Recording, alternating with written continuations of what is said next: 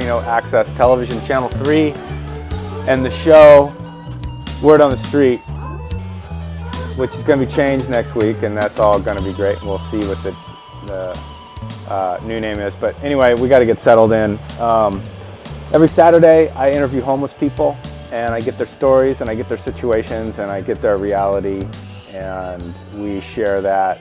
And hopefully this is inspirational or informational for everybody out there. Been doing this for 6 months, and to me, it's never a dull moment. Everybody walks in here, it's got an amazing story. This morning, I'm running around, having a hard time, and finally, at the last minute, I met a man named Trent Dickison. Lance. Sorry. Lance Dickison. So just met him a few minutes ago. My guest this morning is Lance Dickison, and I'm Jason, and welcome to the show. And Lance, thanks for coming on. Yep. Yeah, sorry about that. It's okay. So Lance is recently homeless and not homeless at the moment. And he's grown up and had lots of adventures, and we're going to hear about that. Fresh into the county, freshly employed, staying with a friend right now. Things are looking up, and that's where we're at the moment. So let's, lately the format has been going through the life story, and a lot of the people I bring in here are like 65. They got a little bit more. But you've got a lot in your 19 years so far. So why don't you start off by telling us, age 5 to 10, age 0 to 10, how it was and what you remember and where you were. Just growing up, the first thing I really remember is my parents splitting up when I was around 5. Okay. It's one of the first things I remember, and that was pretty traumatic for me and my brothers. You have an older and a younger. An older and a younger brother. Yep. One's name is Doug. That's my older brother, and Garrett is my younger brother. And they're 18 and 22 right now. So, what do you want me to? Yeah, tell me the story of the traumatic breakup. Your mom was an alcoholic. Your dad was tweaking. Yeah, my dad.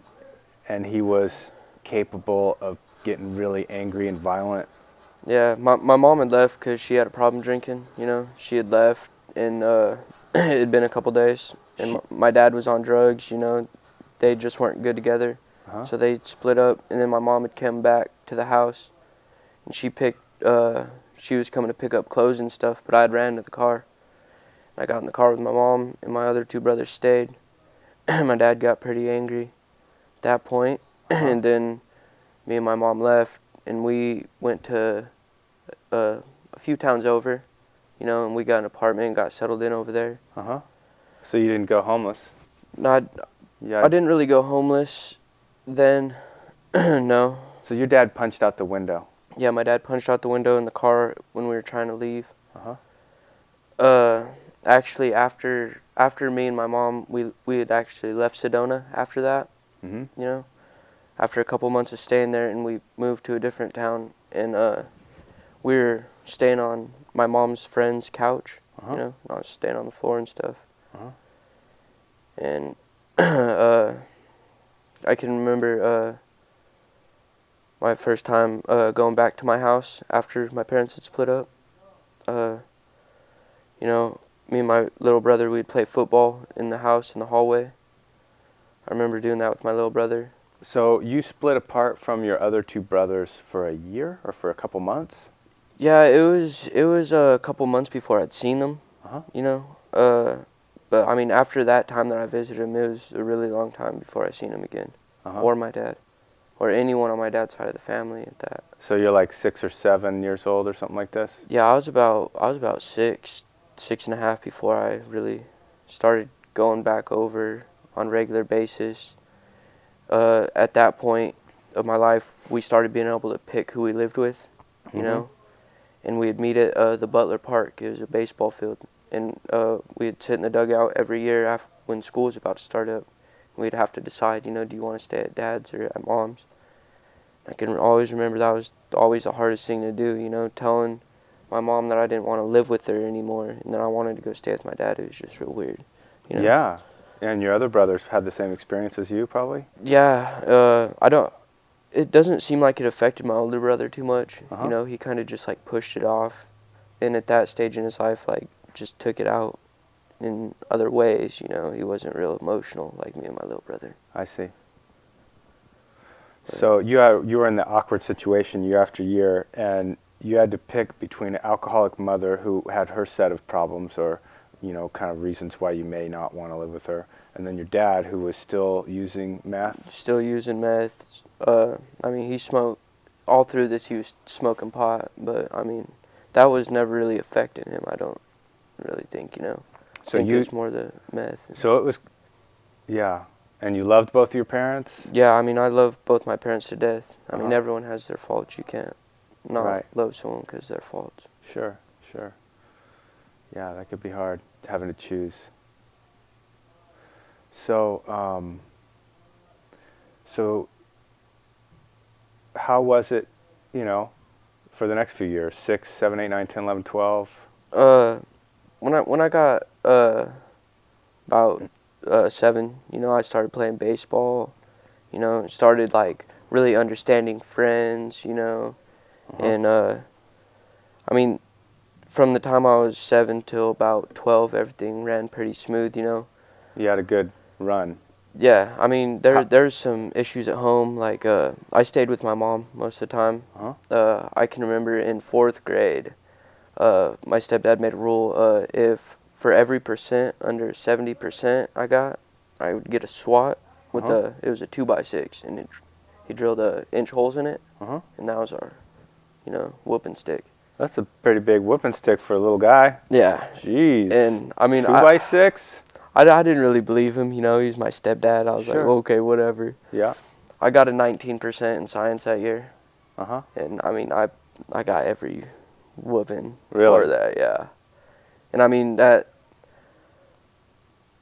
that's how I was disciplined growing up by my mom and my stepdad. My dad, he was more of a, you know, yell at me, put me in the corner type of guy. But I mean, I stayed with my mom most of the time, like I said. What about the stepdad? I mean, what do you consider that? Do you consider that like borderline abuse? Or did you just take your lumps and say, hey, I got to get better grades? Well, I mean, I took my lumps. My older brother, he had the second most coming to him, and my little brother, he barely had any, you know. My older brother, after that year, he got his SWATs, and after he was done paying up, you know, he moved out and he went to my dad's. This is the time that we were all 3 staying at my mom's. And he moved over to my dad's, and my dad started seeing this this girl, and her name is Michelle, and she has 3 sons and a daughter, and those are my stepbrothers and sisters. And she's crazy. She's like bipolar, and manic depressant, all kinds of. And so from then on, that was hard to deal with too, you know. Wait, you moved over there, or your big my older brother moved moved over there into that crazy situation? Yeah, and my dad was still doing drugs at that point, you know. And my older brother was dealing with that.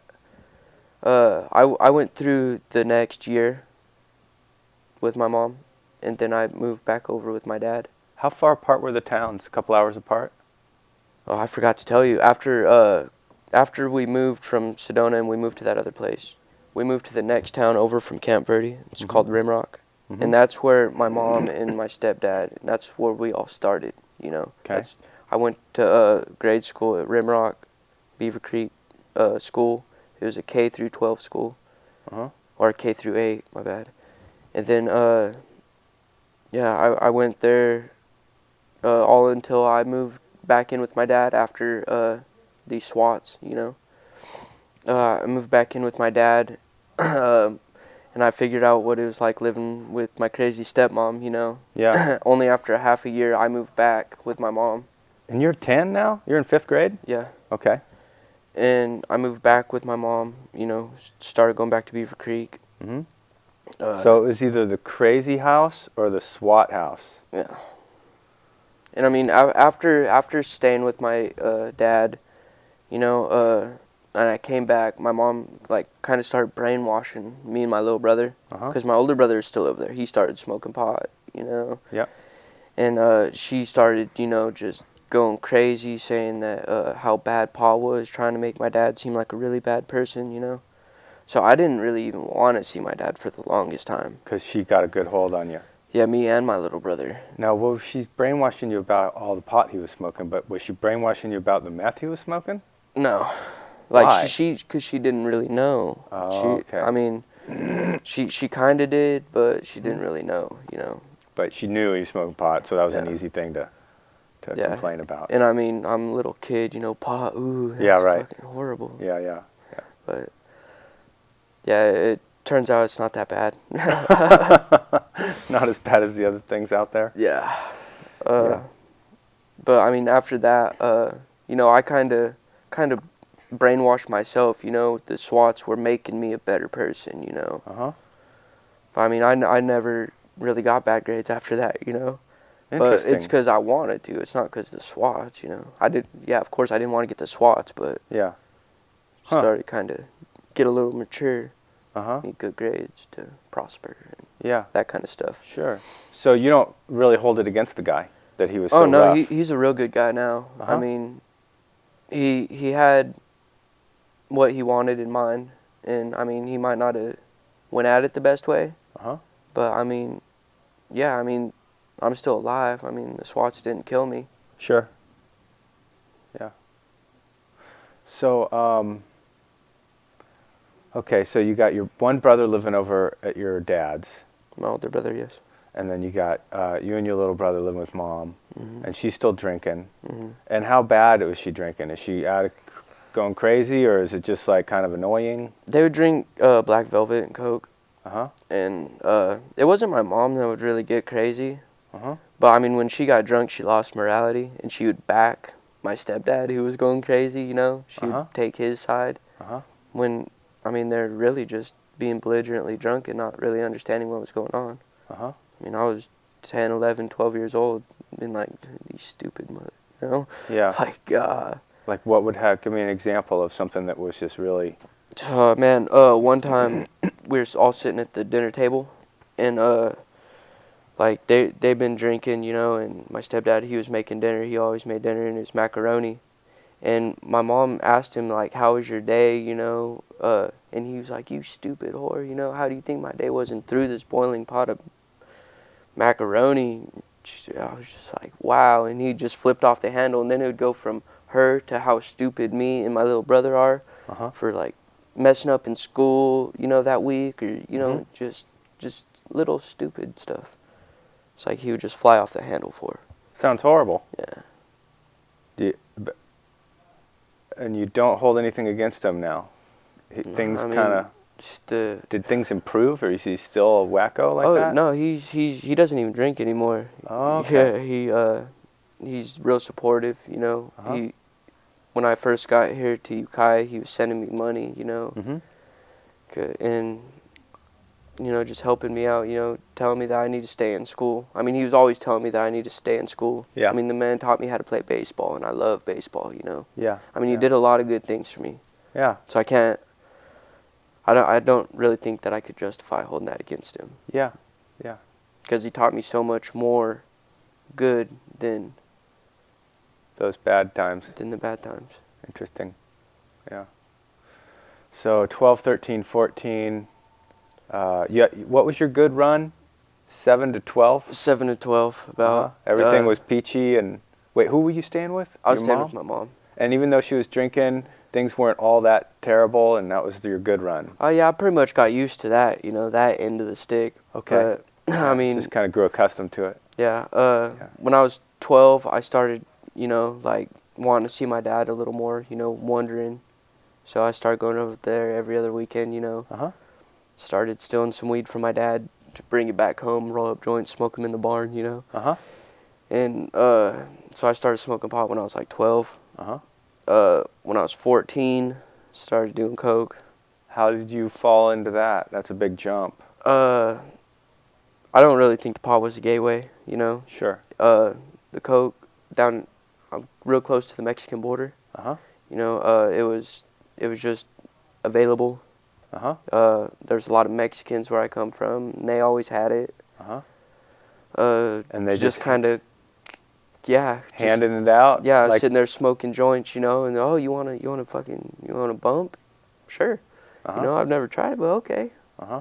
And I liked it, Uh-huh. and just started doing it. 14. 14. Just hanging out with the friends at the park or whatever. Yep, after school, just going, you know. And I mean, I was still getting good grades.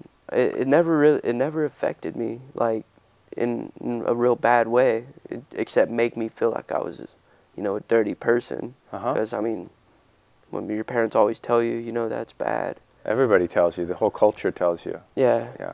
And I mean, I was still playing baseball, you know, going to school, doing my thing. I was losing weight, you know, that wasn't good. I'm a small guy as it is. Yeah. But, yeah, 14, not all the way till I was 17, I was doing it steadily. All through high school. All through high school. And you managed to keep your grades. I managed to keep my grades. My sophomore year, I slipped up, you know. Uh-huh. But, did you get a beating? No. At that point, it was over? Actually, in that point in my life, my freshman year, I was down in Arizona. I went to Mingus Union High School, and it was in Cottonwood, bigger, you know, it was a huge 4A school. Mm-hmm. Met a lot of people there. Then my sophomore year, I moved to Oregon with my mom and my stepdad and my little brother. Up there, I was doing all kinds of crazy stuff, you know. My GPA was really low my sophomore year. I didn't finish the baseball season, you know. I did wrestling that year, though. Uh-huh. Now, you didn't finish the baseball season, and your GPA fell off. Horribly. What, was it because of the move, or was it because you were just partying too much? Yeah, I turned into like, see, because I moved up to Oregon, and they didn't really have Coke there. You know, it was a tiny town. It was called Elgin. Uh-huh. It was like 1 square mile. Uh-huh. I mean, this town was small. They Yeah. didn't really have Coke there. Started drinking a lot. Oh, Got my okay. first MIP there, my Right. main possession alcohol. So you switched. Yeah. Yeah, and that didn't do well for you. No. Okay. And then, yeah, I didn't do good that year. And me and my little brother, at the end of our stay there in Oregon, my stepdad was still drinking, my mom was still drinking. One night, me and my little brother, we had come home late, you know, and my stepdad, he was drunk, flipping out, just got home from the bar. Pretty much the same scenario, threw pot across the room, boiling water, and he started choking my mom. And my little brother, he tried to do something about it, you know, and he started choking my little brother, so I had to hit him, and he had dentures, and I knocked his dentures all out, and ran down to the cop station, and there's no cops there, you know. Okay. It's a small little town. Sure. Just had to wait it out. I went and stayed at my buddy Josh's house, Josh Matt, and I brought my little brother and my mom over there, and his mom, Gina, she was all cool with it. We let everything cool down. I had called my dad, and he drove from Arizona, and he came and picked us up. And I still feel bad about this. I didn't even say bye to my mom when I left Oregon. And then I didn't talk to her for like 4 years. Yeah. It was crazy. Well, I don't know it felt like 4 years. Yeah. It was a long time. Yeah. So, how'd your mom fare? My mom was pissed. My mom was pissed that we left without saying bye. Yeah. And then after we had left, a couple months later, she had left my stepdad, and she moved back down to Arizona, and she moved in with my grandma in Phoenix. Okay. Now, how old are you when this happened? My sophomore year in high school. Okay, so you're like 16-ish, Yeah, something 15, like that. 16. 15, 16. So that was a big deal. That was a big event with the choking and the punching and the staying of friends, and then Dad driving all the way Yeah. from Arizona, and then you left without saying bye, and she was really upset about that, and you felt bad about it. And then you stayed down with your dad for a couple years. Yeah, when I got back down from Oregon, I started doing coke again. Uh-huh. And how'd you do in school? I actually, I did pretty good in school. Uh-huh. I was going back to school, you know, starting out. And then I met Madison, the one that moved up to Humboldt. Uh-huh. I met her, like, pretty much right when I got back from Oregon. And we fooled around and whatnot, you know, we had a good night. And I liked her a lot. Uh-huh. And she was my best friend, Carolyn's other best friend, you know. Uh-huh. And it took, like, I don't know, 6 months of trying to get with this girl, and then I finally got with her, you know. And then I really cleaned up my act. I quit doing the coke, you know. Uh-huh. I quit doing anything bad, you know, partying. I was all about her and us. You're a junior now. No, I graduated. Oh, this is after you've graduated. We kind of. Then. Oh, yeah. Yeah, we're skipping ahead a little because we've got. Yeah. I was going into my junior year. Okay. So I met her that summer, and then. Right. But I didn't. That's when I met her. I didn't start dating her until later in my junior year. Right. And so once you got together with her officially, it changed your perspective, and it was all about her and you and her. Yeah. And not partying so crazy, and you were able to just pull right out of that party. Yeah, and she was originally gonna go to San Diego State, and I was like, no, I want to go to Humboldt. You know, I want to grow pot. You know, and she switched because she's marine biology.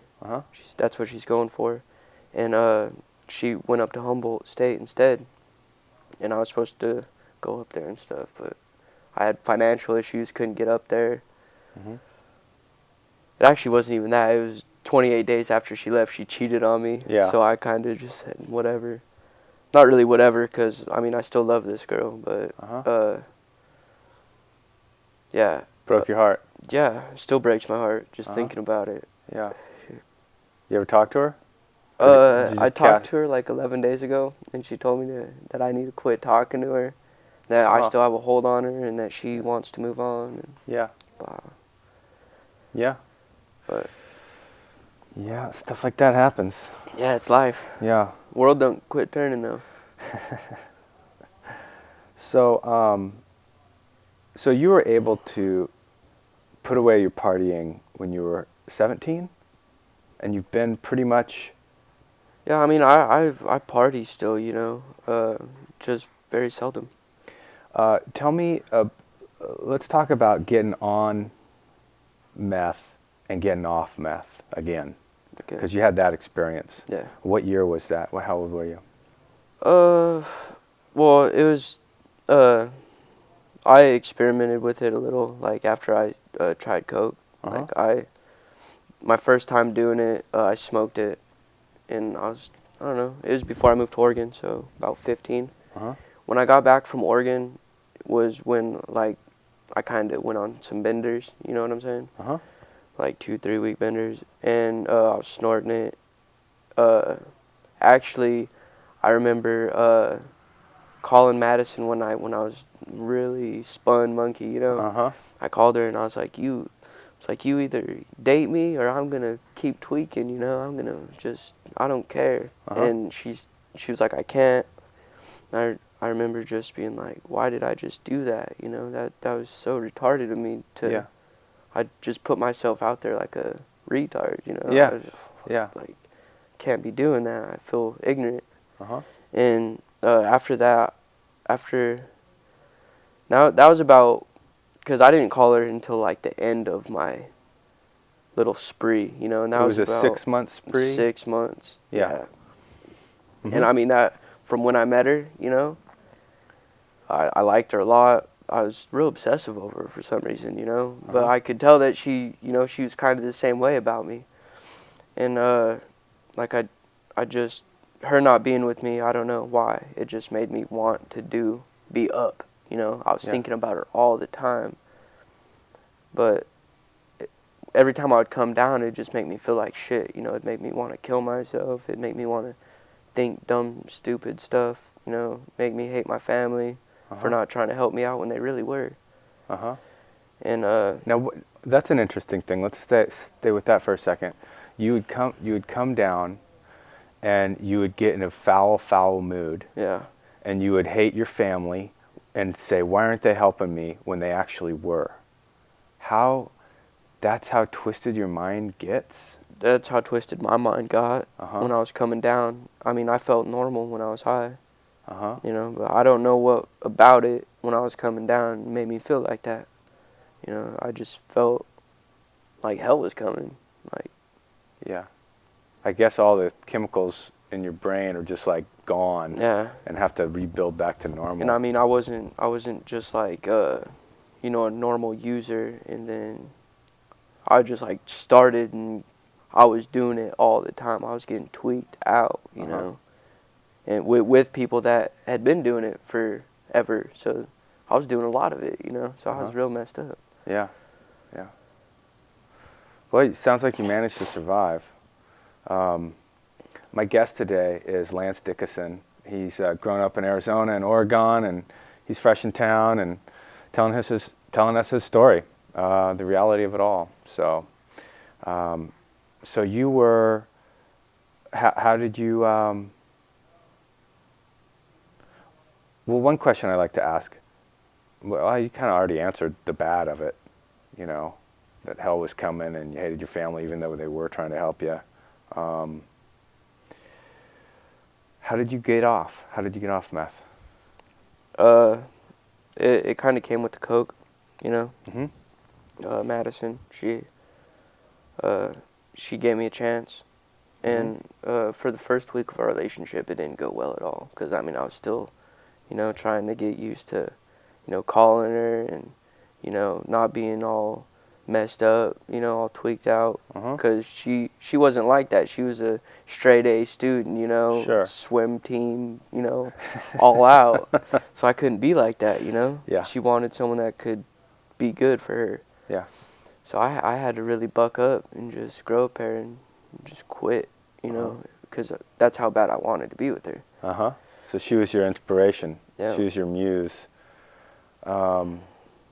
So that was just a hard week of, of going clean and getting readjusted and getting all your mind back. I didn't talk to her for 3 days, and she had broke up with me, and that was like, no, you know. Yeah. So I mean, ever since those 3 days, I mean, we were perfect, you know. Inseparable. Couldn't get us apart. Yeah. And you were you're partying away. Yeah. For good. I didn't hang out with none of my buddies, you know. I was like a married man almost. Interesting. I was devoted. Yeah. Yeah. So so let's see, we're almost up to 19. So where are you now? Just trying to live here in Mendocino, go to college, play baseball. Going back down to Arizona in December because I acquired a court case before I came up here. So I was selling weed. But it was to get money to come up here. I mean, I've been trying to get up here. I was originally going to go to College of the Redwoods to be closer to Madison. Right. In Eureka. She's in Arcata. Yeah. And that's over. Yeah. But, I mean, I still feel like, I mean, she even told me I still have a hold on her, you know. That's why she don't want to talk to me. Yeah. I feel like eventually she's going to get her head on straight. Realize that I'm here. But I've been trying to get up here for a year now. Finally up here. Got a job. Going to go to school starting here in January. What are you taking? Business administration. And I don't know what I want to minor in yet. Like maybe forestry, horticulture, something. Sure. So they don't take kindly to marijuana possession in Arizona, do they? They really don't. It's a felony for paraphernalia, even. I mean, it's ridiculous. How can you smoke marijuana? How can there be anybody smoking marijuana if a pipe is a felony? See, the thing, like, if you have your car down there, you can only have 3 plants that are just starting, 3 plants that are, like, in medium stage, you know, and 3 plants that are budded. And, I mean, there's no dispensaries. You have to grow your own, only 3 plants, you know, and... Well, that sounds pretty lenient, but you don't have your card. I don't have my card. I mean, it's a lot harder to get it there, Mm-hmm. you know. Here you can just walk into the get doctor. Yeah. Yeah. Yeah. Huh. But it's a lot harder to get there. It's a lot more like watched, you know. Yeah. It's, So you're going to go to prison or come back up here and live my life. no, I mean you're going to go to court and they're going to Either they're going to say that I'm doing what I'm supposed to do and like give me like another probation period, cuz I got released from jail and I signed my plea agreement, and I mean right when I got out of jail, it wasn't 4 hours later I was on a Greyhound bus here, 28 hours up here. Yeah. I came with my clothes and my baseball glove, and that's all I came with. Uh-huh. And 28 hours later I'm here. Wait, why did you just leave town so quick like that? Because I had to get up here, because a part of my plea agreement was to get into a drug treatment program and to be enrolled in school. Okay. And the deadline to get enrolled in school and all that, it was coming up quick, you know. Right. So I had to get up here quick. I missed the deadline by 2 days. Couldn't go, so started staying at the shelter. Hold on a second. Part of the plea agreement for letting you out is that you need to enroll in school? Yeah, the first thing was I need to be in a drug treatment program, you know. Right. And I mean, it was really weird because I mean, I can remember as a juvenile, every time I was released, they would say you gotta, you know, not smoke marijuana. You gotta abide by the law. You know, they didn't say that. They said that you need to enroll in a drug offender treatment program, and you need to be enrolled in school. So, and you missed school. I missed school. I've been talking to my attorney. He said that's no big deal. He said you need to get in the program. I've been trying to, because he was telling me you need to get something specifically for marijuana. And I was looking, I've been looking, you know, and I was like, there's nothing up here for just marijuana. You just ain't going to find it. Come up here and look for yourself. You know? No, the Ford Street is for people that are having big problems with alcohol and like narcotics. Yeah. And heavy duty stuff. And marijuana, like, I don't know, half of this county just laughs at marijuana. Yeah. Yeah. I mean, I'm going to do the program. Which? It's going to say, it's the outpatient program. Where? I'm not real sure. It's like a SHP or something. I'm not sure. Okay, sure. Something in town. You've got it figured out. I've talked to the lady, you know, and try to set it all up. Mm-hmm. But yeah, hopefully I go down there and you know the judge is as lenient as she was before, and you know recognizes that I'm trying to do right, and that I am doing right. I don't have a drug problem, you know. I smoke pot, but that's the extent of it. Yeah. You know? It's ironic that you got busted for pot. You have to now fulfill the judge's demand of doing a pot rehab thing in Mendocino County. In Mendocino County, and you've already spent like years or months on cocaine and speed and quit and walked away from those. And that's the thing. As a juvenile, I went to Dr. Wagner is his name, and I went to his little psychiatric evaluation. And I mean, I've dropped acid. I've done everything in the book that you can think of, you know. And you know, this was when I was first like getting on to probation again. And he was like, "Oh, you have a 98% chance of relapsing." I met Madison. You know, I didn't relapse once the whole time I was on probation. You know. Yeah. The people that have degrees, they, you know, they don't know everything. Right. Right. Huh. If you want to do something, you're gonna do it. Yeah. If you don't, you're not. Yeah. Yeah. Well, I don't know. It is hard though. I mean, people struggle a lot. I mean, do you think how much temptation do you think you're capable of resisting right now? Oh. Like you know, different environments, different places, different, you know, let's say we're making a lot of money and hanging out with partiers or had met a couple or, you know, do you think you could resist it, or would it be, how difficult would it be? Maybe not. Yeah, it just all depends, you know. in what I'm trying to do with myself, you know, at that time. Yeah. But I mean, I don't really know, because I mean, I crave cocaine every day. Oh, really? Yeah. Yeah. And I mean, just because I crave it doesn't mean, you know, I got $20 in my pocket, I'm going to go buy 20, you know, Right. and do it, because then right after that, I'm just going to want another one. And I realize that. Yeah. So, and I mean, it's not only with drugs, you know. It's like I crave my ex really bad, you know, all the time. I miss her presence. Sure. And, Yeah. you know, it's just not going to happen. You just got to come to terms with that. Uh-huh. You know, I don't know if this is worth anything, but I've heard that cravings can sometimes be a result of there's things in your diet that are missing. Have you ever heard anything like that? Like, Yeah. you don't eat enough vegetables, and the craving actually, if you, I don't know, just something to put in the back of your mind, or something maybe that's out there that's true, and I don't know how true it is, but I've heard that, because yeah, you don't want to be walking around with cravings every day, or if you do, you want them to be lessened somehow. I don't know how else, I don't know Yeah. how to lessen those.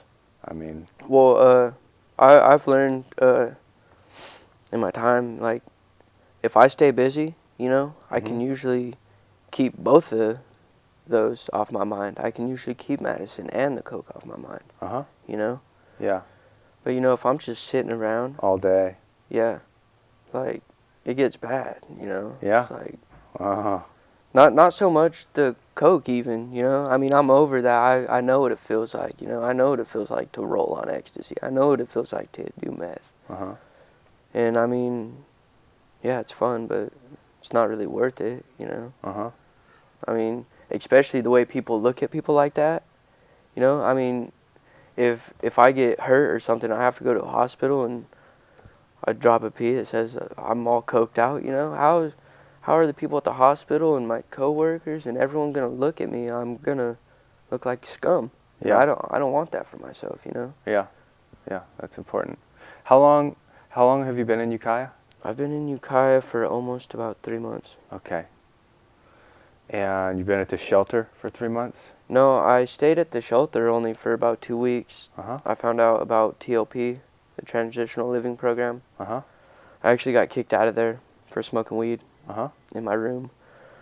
Out of the transitional? Yeah, out of the Transitional Living Program. Uh-huh. Where's that? It's over on Peach and Plum. That's funny. Peach and Plum. Yeah, Peach and Plum. I don't know where Peach and Plum is. That by Cherry and Apple, I guess? Orchard. It's like off Orchard. Huh. Over by Big Lots. Oh, okay, okay. So you got kicked out of there for smoking marijuana. Yeah, in my bedroom. Mm-hmm. And then then I moved in with my buddy who I'm staying with now, Justin. Uh-huh. And that's up in Redwood Valley. How do you know him? I was walking down the street when I first got here to Ukiah, and when I first got here, I was carrying around my duffel bag and my suitcase, you know, Uh-huh. just walking around town everywhere. And I was walking down State Street, and I looked over, and he looked over at me. He went like that, and I went like that, and I just kept walking, you know. Like 100 yards down the road, I look over to my left, and there he was in his truck, and he said something to me.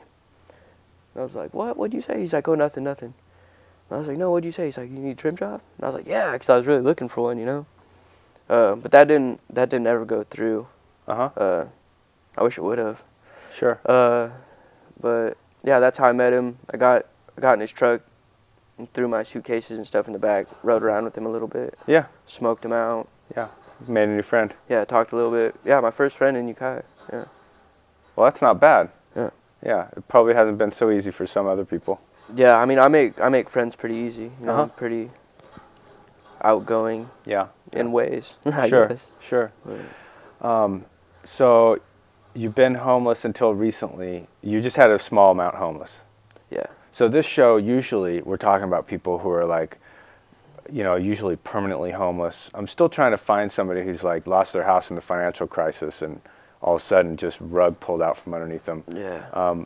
But so you don't necessarily have any real history with homelessness. You just had this little stint and this like getting out of Arizona and this like getting in trouble in Arizona and coming out here, and just a moment of it really, and not too terrible. Yeah. Well, I mean, I've learned a lot from the homeless people. Okay. You know, because where I come from, you don't see that. You don't see people sleeping on the streets. You know, it just doesn't happen.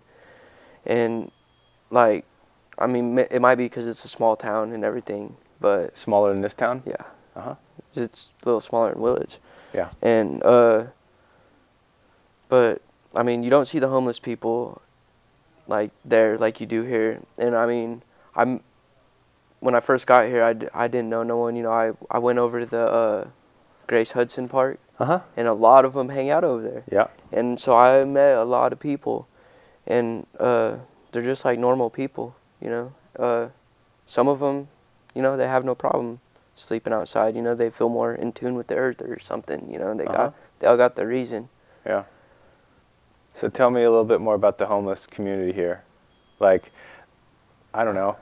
There's good and there's bad too. I mean, there's some addicts and thieves and. Definitely. I have noticed that the mass majority of homeless people, they drink a lot. You know, they'll spange for change and they'll go buy a beer before they'll get something to eat. You know. Don't really understand that. But so you were talking about drinking yourself, and you are not necessarily that attracted to drinking and getting drunk because you had a hard time growing up with parents that were drinking. So you have kind of a negative feeling towards it, or just kind of like a yuck? Or it's not really a negative feeling towards drinking, because I mean, I don't think there's a problem with socially drinking, getting a little bit buzzed, but there are the people that just get way too belligerent and like every day belligerent and like beat people up for no reason, you know. Yeah. I can understand a fight when you get drunk, you know, misunderstanding, but yeah, you know, doing that all the time, just I don't know. I don't see that part of it. I don't see why that has to come with it. Yeah.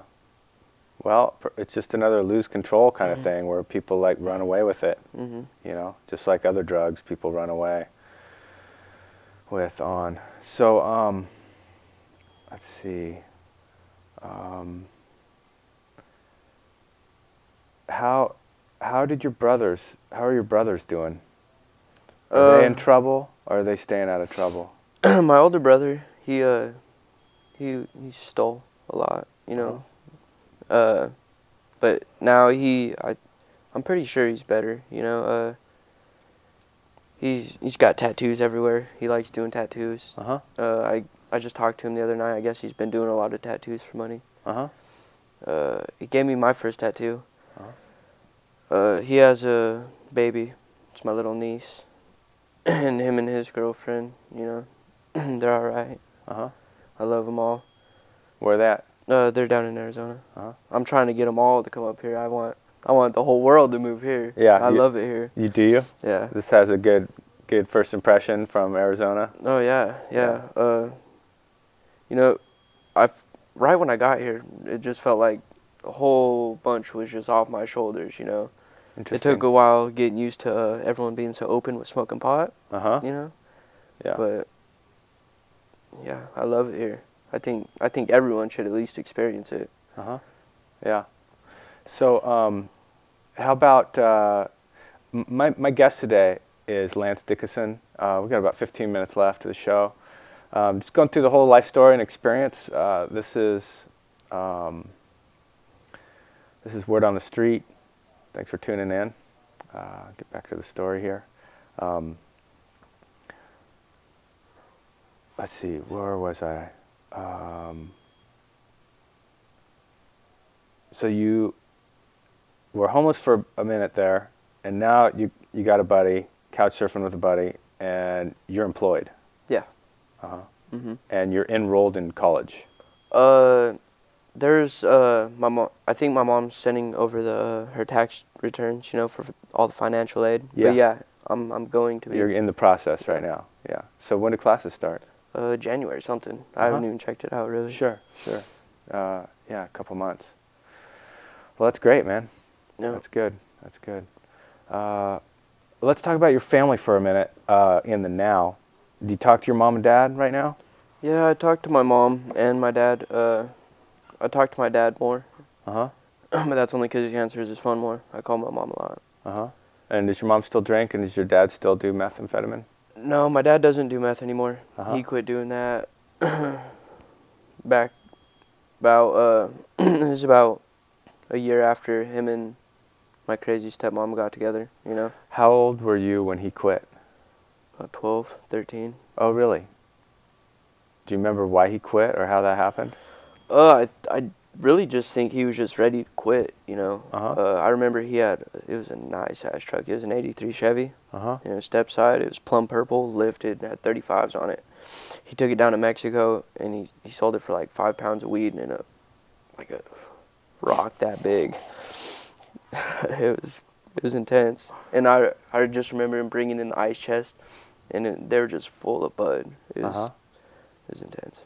Intense in what way? This is all the booty? Yeah, just like, wow. And then, like, the last ice chest, you know, just a little igloo, you know, bust out this fat, solid rock crystal. Yeah, blue Smurf, just crazy. And that was just a deal for the next. Yeah, well, I mean, he came back without the truck and everything, but he came back in a little beater Toyota car. And so he's ready to like reinvest and be a dealer and get another truck off of this stuff, or what was he thinking? I don't even know. You were 12 and you saw this. Yeah, it was quite an experience. Pretty intense, yeah. Yeah, wow. So he has things under control today? Yeah, he smokes a lot of weed. Uh-huh. I mean, so he's just come off of this lifestyle, and he's now down to just weed and. Yeah, he's a hardworking dude. You know, I mean, even when he was doing all that, he was still, you know, working hard, supporting us. I mean, he never let that get in the way. Like other meth stories that you hear about, you know, my dad really kept it under control. Yeah. And then your mom still drink? Yeah, my mom still drinks. And what level is it? Is it just kind of irritating, or no, so-so, or is it bad, or all right? It's all right now. I mean, because I can sit down and drink with my mom and have a good time if I wanted to. You know, I mean, I've done it before. That matters. And I mean, me and my parents and my stepdad, you know, I mean, so your we're really good friends. Is your mom still with pot thrower? No.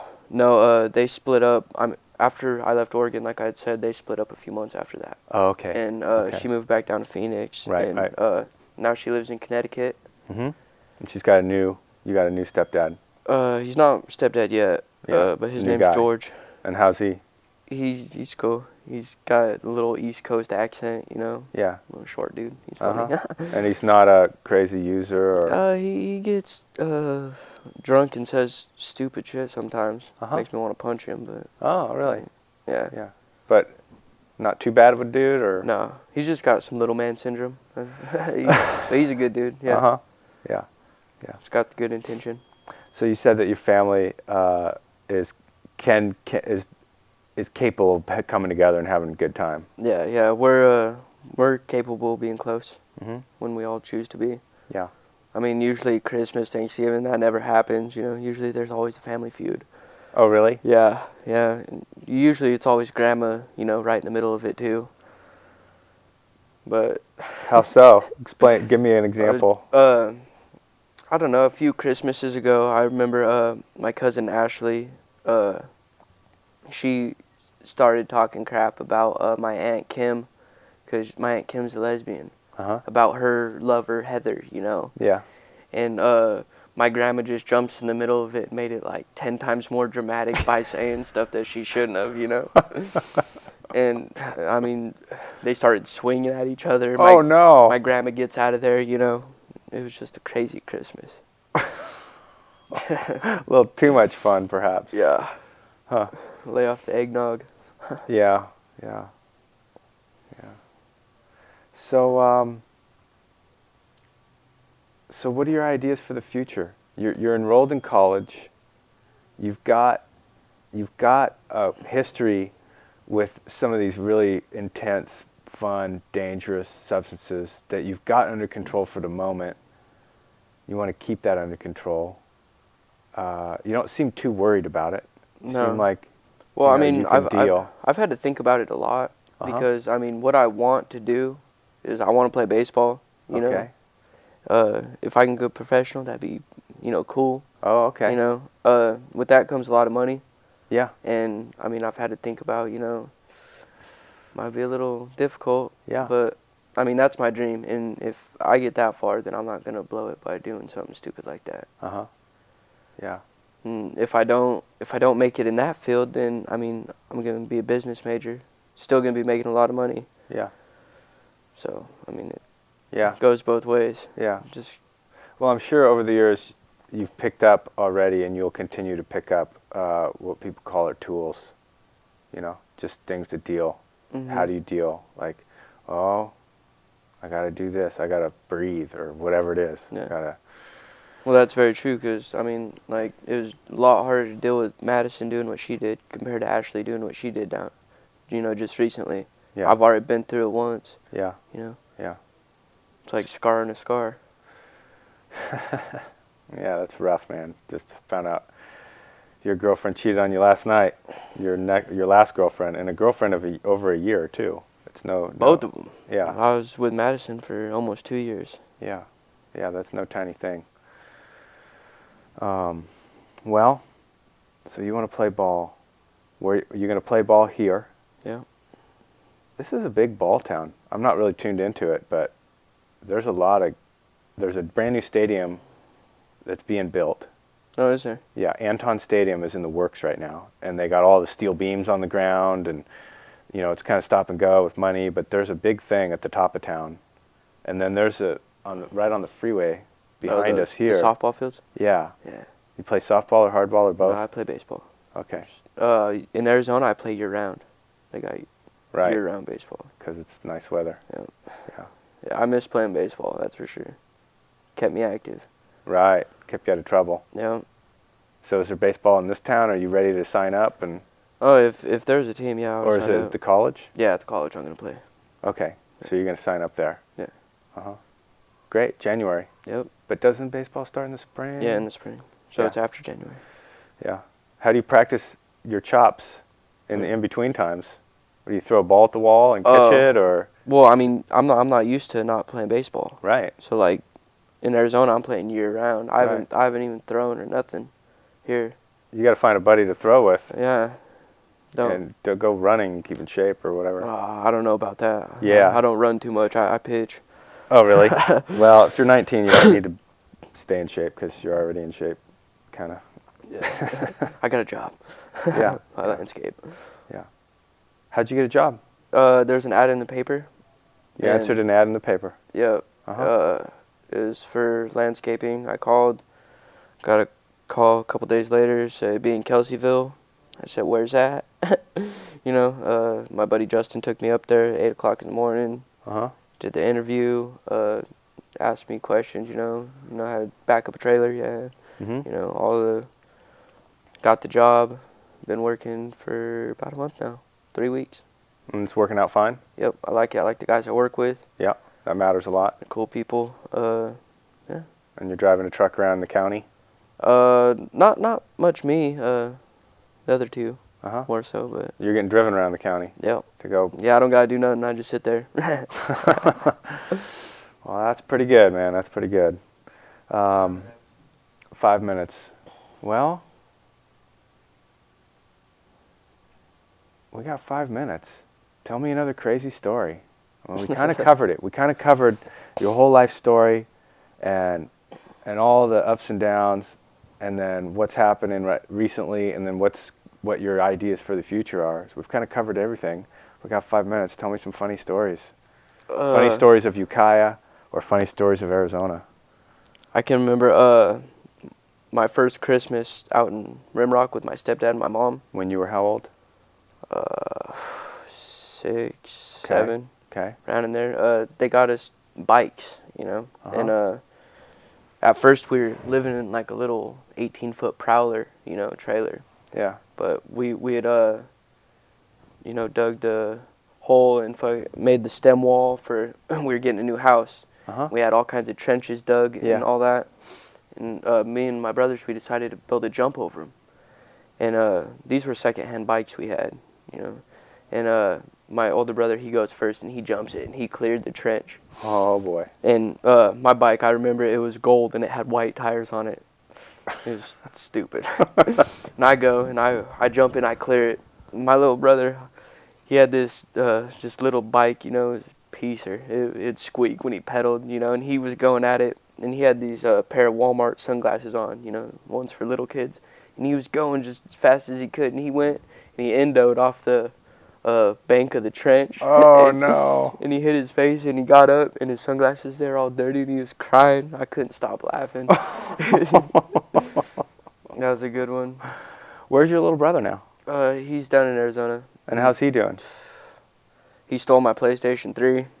Stole it? Stole it. What kind of trouble is he wanting to get in? He's wanting to get beat up. Jeez. Yeah, but he's the one that told me that the girl had been cheating on me. He's my little brother. Yeah. I don't know. It really pissed me off. I'll tell you that. Because she brought my PlayStation over to my grandma's house because we were having problems. I said, you take all my stuff over there, you know. And he just decided to take it off the porch and go sell it, you know. So, well, he just owes you whatever it is. Yeah. Well, it was. I'm not really worried about it, you know. So, I don't really play video games. I don't even know why I bought the thing. Yeah. Yeah. But it was just the point. My little brother's stealing from me. Yeah. Yeah. Well, how friendly is it here in the homeless community? The homeless community they're very accepting. You know, there's a lot of violence also sometimes in certain situations. Yeah, But you haven't had a lot of that. You kind of have a good impression, maybe. I've heard there's been violence going on these past few days, you know. Yeah, I mean, if someone threatens me, and I mean, it's a whole different story, you know. I'm not going to get wrapped up in all that drama that's going on. You're just going to leave? No. I mean, if I'm sitting there at the park and something goes down and I feel threatened, then yeah, then I'll partake in some violence. Oh, okay. So you're a little bit of a bruiser? You're not afraid to... Yeah, I'm not afraid. Definitely. I mean, I came up here with nothing. I don't got nothing to lose. You know, if someone tries to attack me, I'm going to attack back. That's for sure. Yeah. You know, I've been hit in the face before. It goes away. Yeah. Yeah. Well, we didn't quite get into that too much, but we're out of time. Thanks a lot for coming in. Yep. Yeah. No problem. So give me a 30-second because I got to try to make this clean. Okay, 30 seconds. Thanks for tuning in to Word on the Street. This is the weekly homeless show in Ukiah, filmed down at Mendocino Access Television, down here next to Maldonado Kickboxing, as it is. I want to thank my tech, Micah, my technical director back there, making the show possible from his end of things. I want to thank everybody for watching. Hope you enjoyed the show. Hope you enjoyed yet another fascinating story of one of our local people here in Ukiah. Stay tuned for an hour of trading time and our fabulous reader board. Jason, see you next week.